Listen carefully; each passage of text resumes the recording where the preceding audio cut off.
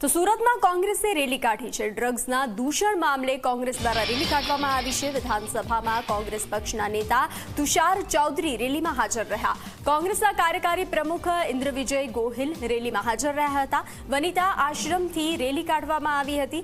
વધુ વિગતો સાથે સંવાદદાતા ચેતન જોડાઈ ચૂક્યા છે। ચેતન, સુરતમાં કોંગ્રેસ દ્વારા રેલી કાઢવામાં આવી છે। ડ્રગ્સના દૂષણ અને ડામવા માટે આ રેલી કાઢવામાં આવી છે। શું વધુ વિગત?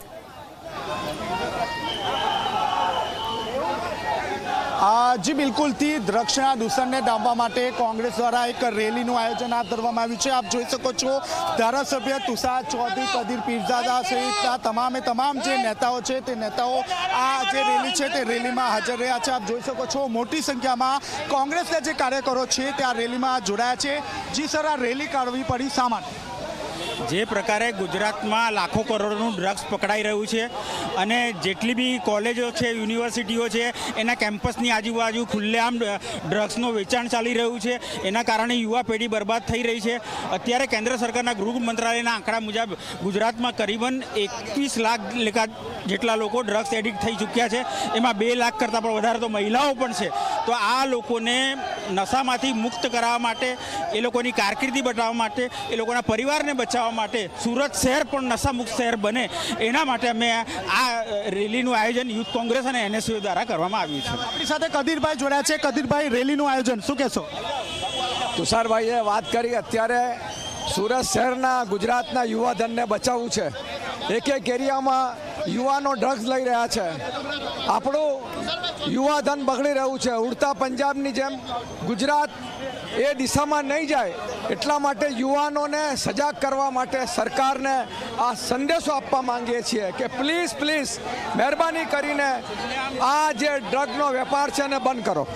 આપણે જે રીતે જોયું તે રીતે ઉડતા પંજાબની જેમ ગુજરાતની પરિસ્થિતિ ન બને તે માટે હાલ કોંગ્રેસ દ્વારા જનજાગૃતિ રેલીનું આયોજન હાથ ધરવામાં આવ્યું છે। આપ જોઈ શકો છો, કોંગ્રેસના જે દિગ્ગજ નેતાઓ છે તે નેતાઓ પણ આ જે રેલી છે તે રેલીમાં જોડાયા છે। આપની સાથે ઇન્દ્રવિજયસિંહ જોડાયા છે।